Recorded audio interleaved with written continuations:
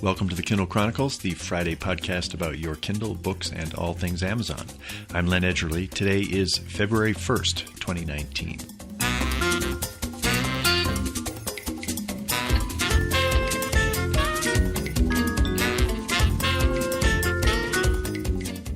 Welcome to February and this 548th episode of the Kindle Chronicles, coming to you today from downtown Denver. My guest is the one and only Seth Godin, blogger, best-selling book author, and charismatic teacher. We talked of many things, including a few that Seth doesn't think Amazon has gotten quite right yet. They've had 100 opportunities to make Kindle a social platform, and they have dropped it, and they shouldn't. Also in this episode, you will hear about Amazon's earnings report, what Alexa will be up to during the Super Bowl, and a new thriller out today by Barry Eisler. Let's go. You know, I realized for someone who has an MBA from the West Point of Capitalism and worked as a business reporter, I really don't like numbers. Poetry's more my thing, reading. And whenever I'm working with numbers, it's a challenge. So I figured I would do something different with the earnings release and the coverage of it today. I picked out 7 numbers that I thought had the best story to tell about them, and I'm just going to talk about them. First is 31%. Next is minus 5.38%. Then there is $10.1 billion and $232.9 billion. 80,000, that's another important number, and over 1 million. And the last is a pair of numbers, 1,000 and $100,000. So let's take those in order. The first number is up 31%. That's what net sales did for Amazon during 2018. Up a third for the whole year. We know that the overall number is a big number. In fact, that's one of the other numbers, $232.9 billion. That's the total sales that Amazon had during 2018.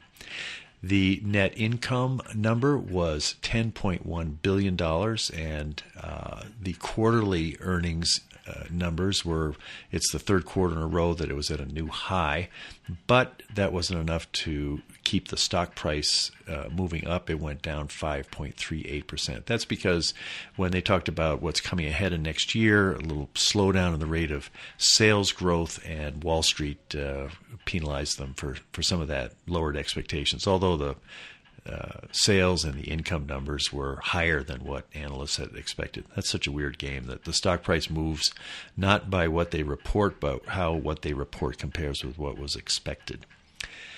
The press release that Amazon put out is really long. It's pages and pages. They use it as a chance just to highlight all different parts of the company. One number which jumped out at me is 80,000, and that is the number of Alexa skills. Now, I can remember, was it a year ago? It was 40,000 or 20,000? 80,000, they are really adding skills quickly. I've mentioned before, who knows more than 10 Alexa skills other than sort of the built-in things about asking for the weather and setting timers and things like that? What are these 80,000 skills? What are they good for? I use my Starbucks skill. I tried to use the Uber skill the other day, and it was kind of clunky because it didn't seem to have a way for me to say, call a car for a specific destination. And in fact, when I said, Alexa, call Uber, there was some kind of an error. It said, sorry, can't do it. So that one would be a potential one of value to me, but it doesn't seem to be very robust, and when I tried it a couple of days ago, it just didn't work. But 80,000 skills, there are a lot of people developing Alexa skills out there, and at some point, there's going to be people gradually learning which ones to use and are useful, and I'll just keep pecking away at it. Over 1 million. That is the number of people who requested Echo Auto invites. I'm one of them. This is the little device. It's pretty cheap, and you're going to put it in your car, and using your phone, you're going to be able to have Alexa commands in the car. 1 million people have signed up for that. That's pretty impressive. And the last is a pair of number, 1,000. That's the number of authors. And the second is who made more than $100,000 in Kindle Direct Publishing in 2018. sometimes to make a number make sense to me, I think of a hall that has 1,000 people in it. And that would be a big hall. I think that's bigger than Sanders Theater at Harvard. And picture that number of people since KDP was started in 2007 with a Kindle, and every one of them has earned $100,000 of money via KDP. And I think a lot of this is the Kindle Select, where you get money if you're in Kindle Unlimited. That's enough to go full-time with your writing. And, we've had some people on the show that have gone full-time with the writing. It's always a pretty exciting story. And there are 1,000 of them. And there's a bigger number that has earned over 50,000. So that's the earnings. And Om Malik, I used to listen to a podcast that Om had. He's a really smart guy. And he dug into the earnings report. And he noticed that Alexa was mentioned 25 times. And that was enough to make him opine, quote, that's a lot, 25 times, but it's not just that, it's how they talk about it. They are telling us again and again, this is their next big thing. It is going to be perhaps as big as the original Amazon itself. It is going to be their real and meaningful barrier to entry for rivals. A little further down in this blog post, he says, a recent survey by VoiceBot.ai shows that Amazon has about a 65% of the smart speaker market in the U.S. Google's up there in number 2, and Apple is behind. I can't even. Who's the fourth one? Somebody else is in there. Oh, Microsoft, Cortana. Not really much of a factor anymore. I think Ohm's right. You hear about the 10,000 people that Amazon has working on Alexa. And one of the other things which Jeff Bezos, all of his quotes were about Alexa, and talking about how it has improved.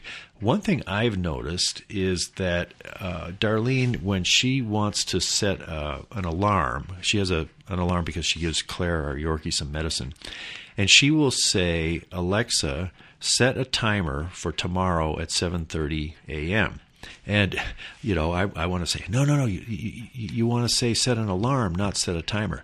No need for me to interfere, because Alexa has figured it out that if she's asking for something at a certain time tomorrow with a time, that she means an alarm, even if she said a timer.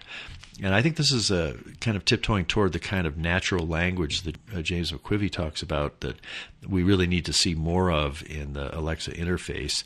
And in that one example, I think I'm seeing what some of the power of that is.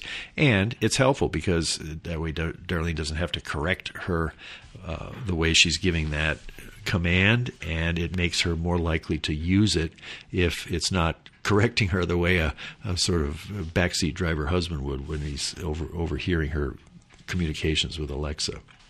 As I'm recording this Friday night, the Super Bowl is coming on Sunday. I'm not the world's biggest sports fan, but my daughter Rue, Mike, and the boys are totally into the Patriots, so I will gladly I'll probably watch the game. And in the tech tip, I'm going to tell you how you can watch the game on a Fire TV. But the thing I will probably be most interested in is the Amazon ads. They've been teasing them quite effectively.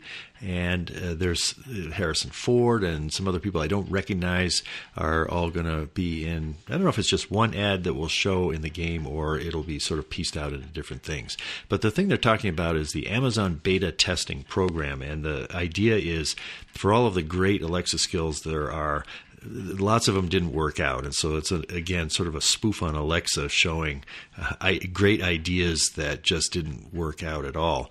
The one that was my favorite is Harrison Ford has a dog that has got an Alexa dog collar, and the dog is able to order dog food. And Harrison Ford's being sort of really grumpy about this. And then in the final scene, a truck pulls up in front of his house with a whole pallet full of dog food that the dog ordered with his Alexa blue rotating light collar, and Harrison Ford growls at him, "I'm not talking to you." So it's pretty fun.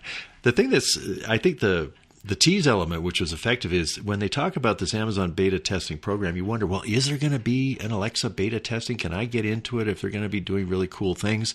And I don't think I'm the only one that would say, yeah, if there was something like that, I'd like to try it. I think the whole thing is a spoof. I don't think there is going to be any kind of a Amazon beta testing program announced in this ad, but they've got the tease going so that you can actually ask Lady A here for to learn about. Let's try this. I call her Computer on this one. Computer, what is the Amazon beta testing program? I'm not supposed to talk about the confidential Amazon beta testing program until the big game on February 3rd. However, I think you can keep a secret. Just say this access code, Blue126. Again, that's Blue126. Blue126.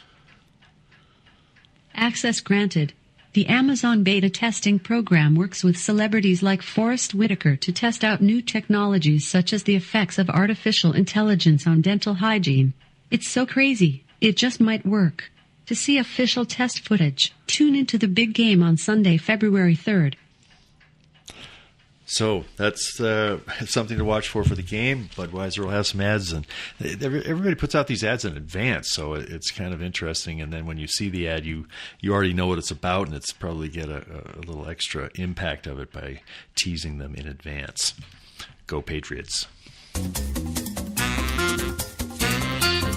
have a couple of tech tips for you. One is I received a link from John Aga to a mashtips.com post which tells you how to load the Google Play Store onto your Fire tablet.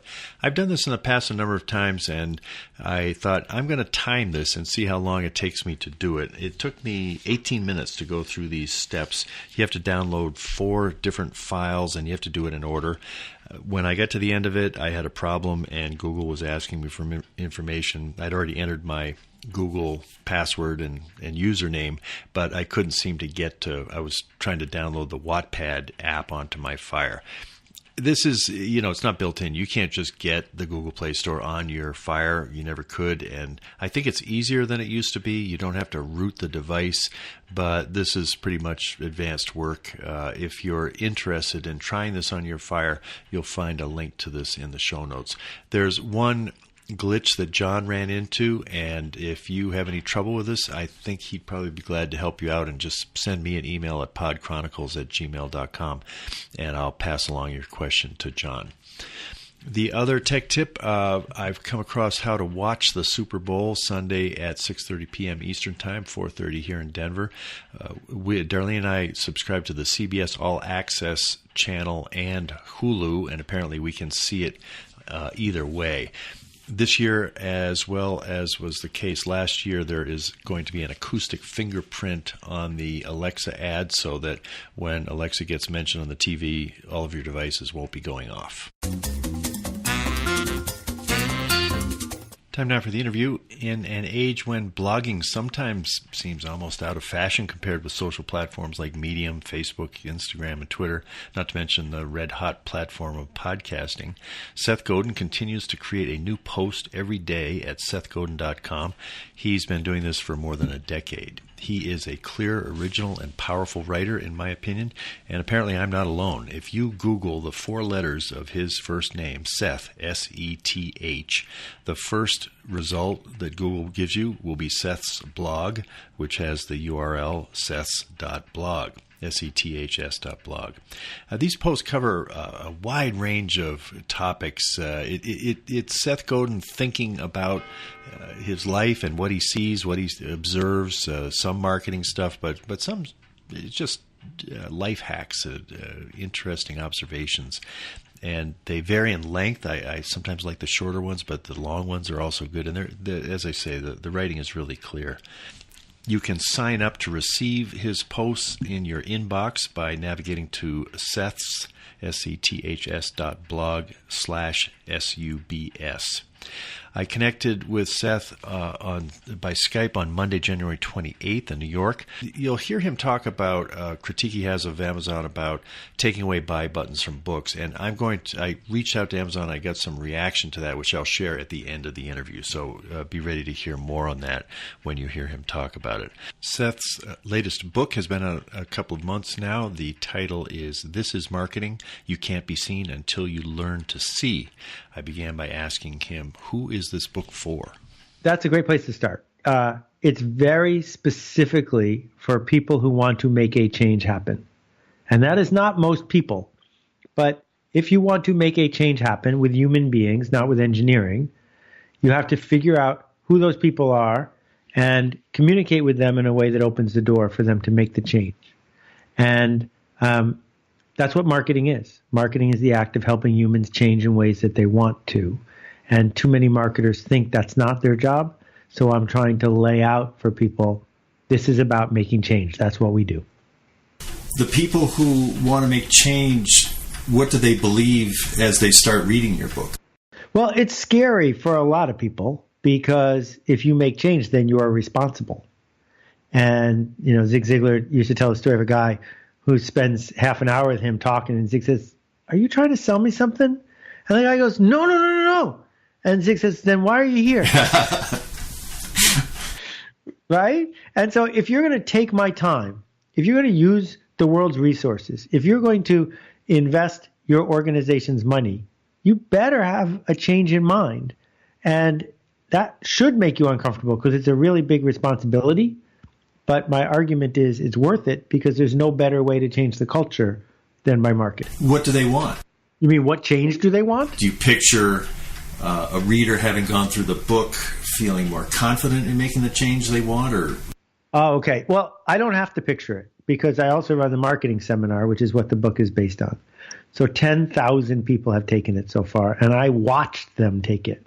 And I'm in it to the extent that there are 50 videos of me.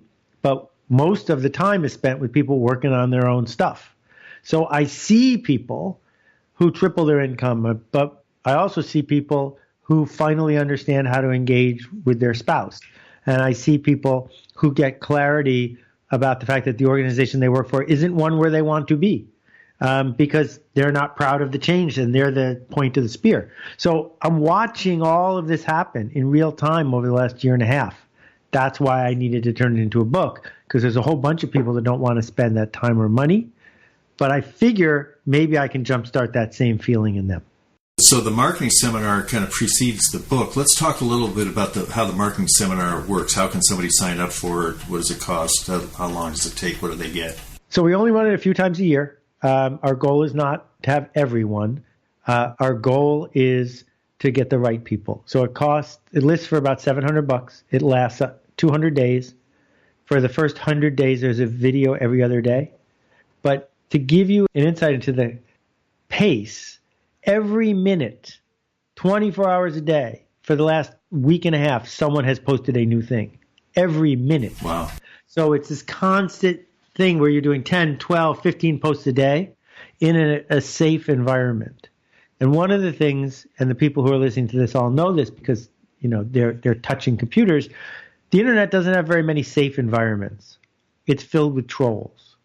And I think that it takes people a day or two to realize we kicked all the trolls out. And there are very few people who pay money to troll anyway. And so to be in that place where you can share your vision of what you're trying to do and have people support you, that's magnificent. When people go through the course, then do they become a community that continues to post? So sort of the alumni of the current course are as active as the ones taking the course? We end it after 6 or 7 months because if you don't, it just does that horrible, grinding, slow ending. And we don't like that feeling. So it's like, last call for alcohol. This is it, day 199. And a whole bunch of people show up and wait. And we're like, great, go start your own mastermind group. And we encourage them to do that because we want people to fly the coop. You spend time, and I can see where this comes from in the seminar. You're trying to learn how people dream, decide, act. You're watching, you're noticing. That's kind of your life's work. Do you have a harder time seeing how your family dreams, acts, and decides, compared to strangers or people that you meet in the seminar, that there's some kind of a filter that makes them a tougher nut to crack? Oh, I used to, for sure. For sure. It's way easier to do this outside. I still have trouble doing it to myself, though I'm getting better at that. Being able to acknowledge, why don't I read my Amazon reviews? And I haven't read an Amazon review in 6 years. And the reason I don't is it was killing me and my work, because I'm never going to write that book again. So feedback doesn't help me. And if someone gives me a 1-star review, it's not because my book is bad. It's because the book wasn't for them. They're telling me something about themselves, not about my book. And that's fine. I wish they wouldn't, but it's fine. But I don't need to participate. And to be clear with myself about that narrative, which is shameful, like feel filled with shame, like, oh my goodness, I'm not strong enough to go read my reviews. And then being clear about what I dream of, and not that I want to seduce myself into thinking that everyone loves my work, but simply to be able to do my work tomorrow without worrying about that person's voice in my head. So being able to see that was important. But I used to run a summer camp in Canada. I spend a lot of time. It's 42 summers I've been going up there. And learning to understand the socially acceptable mental illness of a 16-year-old, because all 16-year-olds are grappling with, you can't ask a 16-year-old to see it from your point of view. They never will. But if you're good at this, you can learn to see it from their point of view. And once you can do that, then you can live with 16-year-olds. It's that kind of thinking that I'm trying to help people share, because practical empathy is really powerful. Another bit of data that's available on the Kindle platform are the number of passages that are highlighted. And so far, This Is Marketing has had 1,624 passages highlighted by a total of 192,000 times. Is that information, if you scan through, and they just jump out. There's one that has, I think, almost 1,000 highlights, and it's just kind of a nice nut of your whole thing, and people are highlighting. Yeah, love that. Is that something that's useful to you as an author to go back and see some of that stuff? Well, I think that it's useful if you're writing a certain kind of book, and I am. But I hope that the author of the next To Kill a Mockingbird doesn't do that, because we didn't want Harper Lee wondering how to reverse engineer highlights. Yeah. Right? But I'm writing a highlights reel. That's my work, because I'm writing for busy people who are looking for takeaways. The thing is that, if you look at a medium like Twitter as nothing but highlights, if you've got highlights without context, they're worthless. You need the unhighlighted part to set people up for the highlight. Exactly. And, when I was doing Domino, I had a lot of inside access at Amazon. We were the first publishing partner they had, pretty much. And so we learned a lot about which books people finish, and we learned a lot about how people highlight, et cetera. And again, we've got to begin with who's it for. Some people are highlighters. Some people aren't. Who are you writing for? My same book is on audio, and my audiobook sales are bigger than my Kindle sales or my print sales. Huh. And so am I writing and reading for those people? Because those people better not be highlighting, because they're driving, right? Right? And so, you got multiple constituencies here. One thing that I have a bunch of regrets about how Amazon is steering the boat these days. But one of the things I think they dropped the ball on is they've had 100 opportunities to make Kindle a social platform, and they have dropped it, and they shouldn't, because that is a really useful transformation. To be able to say, where are the other 1,000 people who highlighted this? How can I have a discussion with them?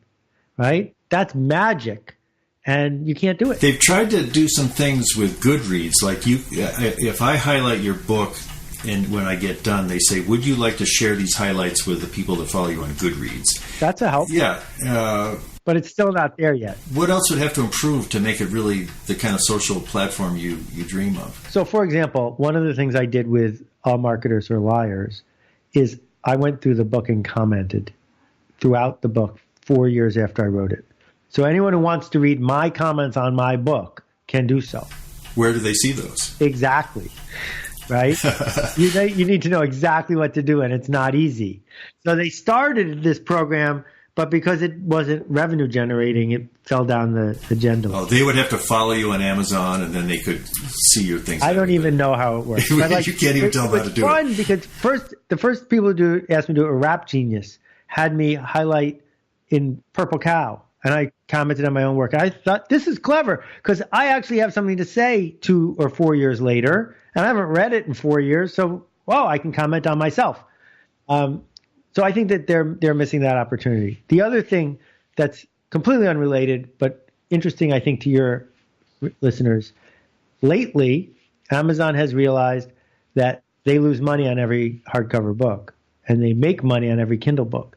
So they've taken the buy it now button off of lots of books, which means that you're looking at a book. If you want it now, well, you can put it in your cart, go to your cart, buy it, and it'll come, or you can just buy the Kindle. Oh. And I don't think that's legit. I have a problem with that. That's not in favor of the user. Let the user use the tools the way you built them. Don't start hiding tools so that you can make more money. I don't think that's fair. I hadn't realized they're doing that. And you're sure that that's across the board, all the hardcover books? I know that it is not all books, and I know it is not all users. But I discovered it because they did it to my book and Michelle's book on my browser and on 10 other people's browsers. And just today, I saw it on a book, also not a bestseller. So they're testing it. They're putting it in lots of corners. And I'm speaking up and saying, I really wish you wouldn't do that. Yeah, I'll inquire about that. I've got some people I could ask about that. But let's talk a little more about Amazon. Reading this book and the whole idea of the marketer and the really kind of high calling of the marketer and your view of it. I don't really think of Jeff Bezos as a marketer. I think of him more as an innovator. And but would you think of him as a marketer? Oh, yeah. But he's just smart enough to say, I'm just thinking about the customer. I'm just innovating on behalf of the customer. But that's what marketing is. So he's actually a perfect example of it. You think he's a good marketer? Right. Well, so let's make a list of all the products that Jeff Bezos has invented. Oh, none. Right? And I've known Jeff for a really long time. That's not what he did. What he said was, in the internet age, marketing is what we do and how we do it, not the ad we run. Right? So How do you make Amazon remarkable? Well, at the beginning, you create an affiliate program and grow it to the biggest affiliate program in the world. So now people are incented to talk about Amazon, right? That's marketing. How do you make it so that what you're selling, which you didn't even make, is remarkable? I know, one-click shopping. So now I can say to people, oh, yeah, the doorbell ringing, the 6 boxes, that's UPS. I ordered these yesterday. They came for free. That's remarkable. So he gave people something to talk about. If you look at the core marketing choice he made right at the beginning was every book at the lowest price. That's really expensive. And that's why they're taking, I think, the one-click thing now, because they don't want to lose money forever at that. So he took an industry and completely turned it upside down on behalf of just 5% of the population, the 5% of the population who cared about getting books. It turns out those people talk a lot, work in the media, right, and spend money. So he didn't build something on behalf of 7-year-olds who live off the grid. He built something on behalf of the people who would begin to spread the word and bring the next tier of people along. So all of these choices are marketing choices. And they're all about spreading the vision to all the way to Whole Foods. I mean, it's the same. It's a growing group, right? And then earn permission. I don't want Amazon to forget who I am. I want them to organize the store. So this whole idea of privacy doesn't apply to Amazon in the sense of the store, because people want the store to remember them, right? That when Whole Foods learns that you and your family are facing some health issue, well, there are things that Amazon's pill division and Amazon's device division will be able to do to help you. And you won't say, stop spying on me. They'll say, why didn't you tell me there were support socks that would help my diabetes or whatever? Yeah. Your Dominoes project was back in 2011, and it had a nice disruptive feel that you were going to be working at Amazon. There'd be some cutting out of the middlemen and really spread things. And it went for a while. You had some very hot properties, I recall. Looking back, what did you learn about book publishing from that experiment? And then this book is published again by Penguin. So how are those two worlds working in your experience, and is book publishing still need to improve a lot? Yeah, well, so it's called the Domino Project because I knew it was a project. We made 10 bestsellers in a row, which is a pretty good batting average. And I realized that first and foremost, Amazon is a company that sells everything. They are not good at selling anything. They're good at selling everything. That's really different. And what that means is if you're an author and you made a book, you don't care about everybody else. You want your anything to be at the front of the list. And so what Amazon raced to do was democratize their everything to anybody, which takes our exclusive advantage and makes it much smaller. So there wasn't a lot of, I didn't care about my books because I give stuff away all the time, but I didn't want to go to authors and say, I have this ability to do magic for you inside the world of Amazon, because Amazon was opening that up to everyone. So at that point, it made sense to say, all right, this project was a project. What should I do as I evolve this? So in front of you is the self-published book I did, What to Do When It's Your Turn. And we sold 250,000 or so, 200,000 copies of that. None of them directly on Amazon. None. Because I didn't want to deal with the buy box and all that other stuff. I just said to people who bought multi-packs, if you want to sell your extra ones on Amazon, go ahead. So lots of the copies got sold on Amazon. They just didn't get sold by me, right? Also fine. And I didn't want to make a Kindle edition because, as you can see, it's color and illustrated. And stuff. Yeah, it's got beautiful graphics. I mean, some of my favorite things. I mean, here's Alfred Hitchcock, and you must have had a ball putting this thing together. I designed it myself. It was fun. And so then a book like this comes along, and I say, well, I know how to publish it myself. I know how to just make it a Kindle book. What do I want to do? And I've known Adrian forever, and we bring out the best in each other. And I said... That's your agent, or that's your editor? He's the publisher. He runs Portfolio. And Adrian is the guy who brought us Jim Collins and Scott Adams and lots of other really great authors. So I said, you publish it, I'll leave you alone. I will not try to change publishing this time. And I didn't. And it was actually quite pleasant. I let them do their job, and I did my job. If I was running Amazon Publishing, Amazon's actual publishing house as opposed to the self-publishing, I would have been trying to get you to publish your next book with them. Has that happened? We'll see what happens. I'm not easy to work with because I'm very focused on the mechanics of it.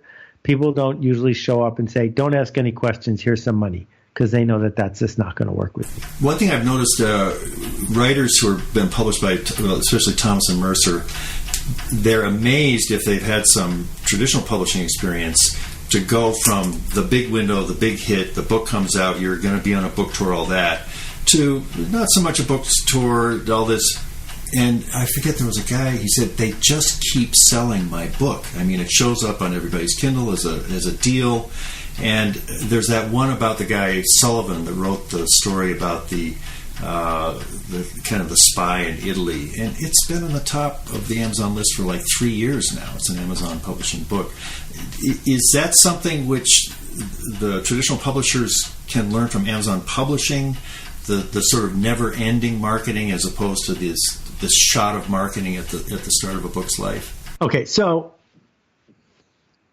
here's how it works. For 500 years, what mattered was the retailer. Shelf space is the finite resource and always has been. So the book publisher thinks their customer is the bookstore. That's why there's no 800 number on the back of a book from Random House. That's why, you got the dictionary over your shoulder. You've never heard from Houghton Mifflin about that dictionary because they don't know who you are, right? They care about the bookstore. So when you remove the bookstore, everything in publishing changes. And the people in the book industry don't know what to do about that yet. That is their biggest problem, their giant existential problem. Okay. But then the second thing is this. The first 10,000 copies are up to the publisher. it takes the publisher to make a hoopla, to put it on the radar, to get people to know it's out there. After that, the book sells because the book did a good job, because people who read the book told the others. So what Amazon is doing is they're skipping the public launch. They don't need to. They're direct marketers, not brand marketers. And they are only succeeding with genre work. Genre work means I read a mystery every week. You got a mystery? That's genre work. Where'd You Go, Bernadette is not a genre book. And therefore, it doesn't work in that format because no one's going looking for it. So if you write genre, and I love genre, then their method makes 100 times more sense. Because there's always a new person waiting for a new winner in the genre category. But if you want to change the culture, if you want to do something original, then you need the people who read the book to seek out their friends and say, I know you don't read books like this, but you need to read this one. That is at the heart of magic publishing. That is what you want to do if you're going to write an important book. And just because both books look the same, they're not the same. One is genre, fiction or nonfiction, and one is this is a culture changer. Mm-hmm. It's more ideas. Yeah. Mm-hmm. You talk about a teenager and the opportunities to express him or herself online. I've got a grandson who's going to become a teenager in 24 days. He's going to be 13 in Cambridge, Massachusetts. And his mother, my daughter, is a teacher in the Cambridge schools and very mindful of the risks of him going online. She finally gave him an iPhone, but with a lot of restrictions. But you seem to have a little bit more expansive view of, launch this young man into this world. What kind of guidance would you give him and his mother, who's very concerned about, and he's incredibly creative. He's created these worlds of his toys from when he was 3 years old, and now they're short stories. So, I mean, he has got stuff to put out there. But how would you sort of shape his early relationship with this really daunting opportunity? Yeah, well, it's a great question. So I think there's two halves. They both revolve around free-range kids. And one half is if we don't teach our kids to fail and recover independently, when will they learn? And this is the single, we will never outwork the countries that pride themselves on working hard. And we will never outstudy the countries that pride themselves on studying hard. The only chance we have is to out-resilience everybody else, because that's at the heart of what it is to be one of us. But if we protect them, our kids are in their 20s, but when they were, 20, we had friends who were calling the college on behalf of their kid to argue about a grade. Like, really? Really? So, but then the second half of it is you can't be resilient and brave if you're broken. And so we have to protect them enough as they go through this decade or half a decade that they don't break. And there are people online whose hobby is breaking other people. And that is why social media is a pox and a problem, because it could last a really long time if you're exposed to the wrong stuff at the wrong age. And so for me, the restrictions are fine if they work, but what really works is teamwork in understanding and processing the inputs so that you don't become the author who reads every review or the restaurant owner who memorizes every Yelp slight. But instead, you get to be like the soccer player who's happy after their team lost a game, because the purpose of playing soccer isn't to win a trophy. The purpose of playing soccer is to play soccer. And so if you can train a 13-year-old or a 14-year-old to put their work in the world, and when someone doesn't like it, to say, that's interesting, and to put something else in the world, now you've taught them to be a free-range kid. That's cool. Well, you put a lot of blog posts into the world. I think it's over 5,000 at this point. 7,500. Don't 7,500. Yes, sir. Man. Well, I have a friend, Brian Person. I said, well, what would you ask Seth? And he said, well, he's been blogging for so long. How is his blogging today different than it was when you started? I mean, they look similar length and all, but has there been any kind of a fundamental shift in? Well, there have been a bunch of shifts. I mean, I've been doing it The first ones were 94 by email. Mm-hmm. So for the first few years, it was really scary because all people had to do was hit reply and I would read them. And so there was a lot of oh my God, is this even worth sending? Because 7 people are going to write me a nasty note. And then once I got on a platform, there was no limits. So there was a 2-year period where I was blogging 3 times a day, sometimes 5. Wow. And I discovered people didn't like falling behind. And it was a weird insight for me. So people said, would you please blog less so that I can read them all? And I was like, well, you can still read as many as you want to read. Why do you want to keep other people from reading? Nope, I need to know all of them. Fine. That it was a huge gift to me because now I get to say, I get to write 1 post tomorrow. Which one is good enough to write? And that created scarcity for me, and that was the big change. After that day, I think my blogging got consistently better because there's a cost to me. And it's what today's blog post is about. There's an opportunity cost. I wrote this post. That meant I didn't get to write that post. So that post, this one better have been better than that one. Whereas in the old days, it was, I got an idea. And that's the way people use Twitter. It's like there's no cost to tweeting, so they tweet. Do you generally write them the day before they're posted? Yeah, I don't talk about the method because I don't think the method matters. The only thing I say is I write every word myself, and I don't have a copy editor or an editor. But my advice to people is this is the single best thing you can do in terms of building a platform, getting to know yourself, sharing, being generous. It really pays. Blog once a day. Even if you want to do it under an assumed name, doesn't matter. Just do it. And I get more thank you notes about that single piece of advice than almost anything else I've said. Well, let's finish up. Important new books you're reading or books you've read recently that really helped you to adjust the way you're approaching everything. So what I'm looking for in nonfiction and in science fiction is I want to be blown away in the sense of a new way to think about the world. And that, when I was 13 in the Clearfield Public Library in Buffalo, New York, I read every science fiction book from Asimov to Zelazny. And I grew up to be lucky enough to work with Asimov and Zelazny and Arthur C. Clarke and Ray Bradbury. And they all changed my life. It's harder and harder to find that because the easy big ideas have been taken.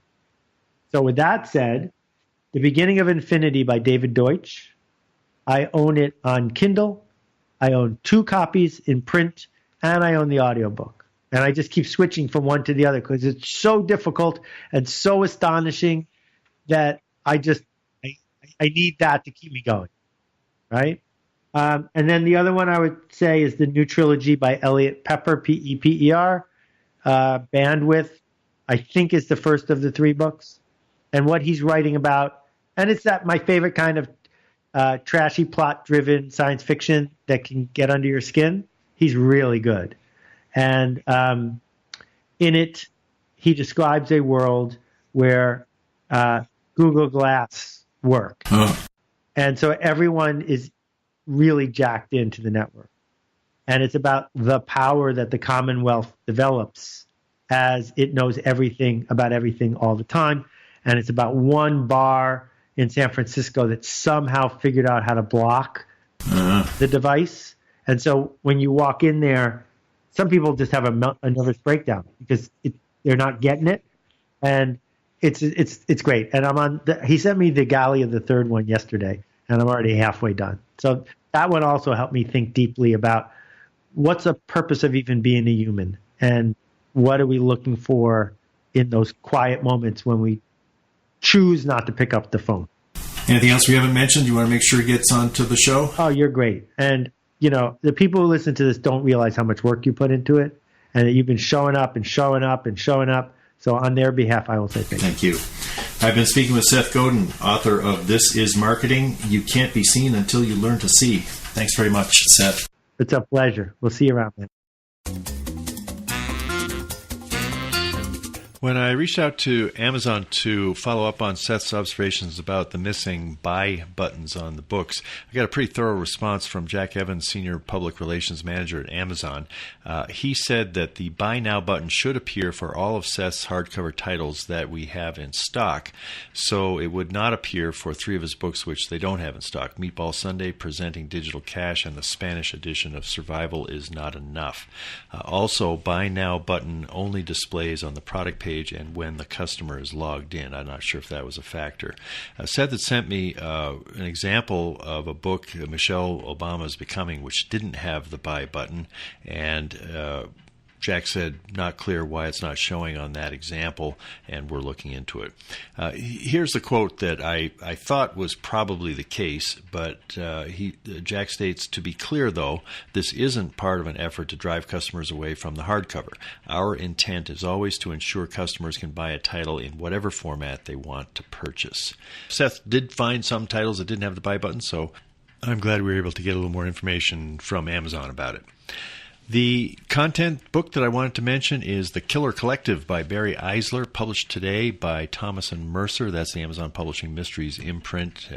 It's a thriller. I've met Barry at a conference, and one of these days I'd like to catch up with him for an interview, but his books have got a large following. The Economist, for example, writes, "Written with a delightfully soft touch and a powerful blend of excitement, exotica, and what, ever since John le Carré, readers have known to call tradecraft." I'm not sure who my guest will be next week. I have an invitation out to the former governor of Colorado, John Hickenlooper. Since leaving office a couple of weeks ago, he's got lots of time in his hands, and he seems to be spending a lot of it in Iowa.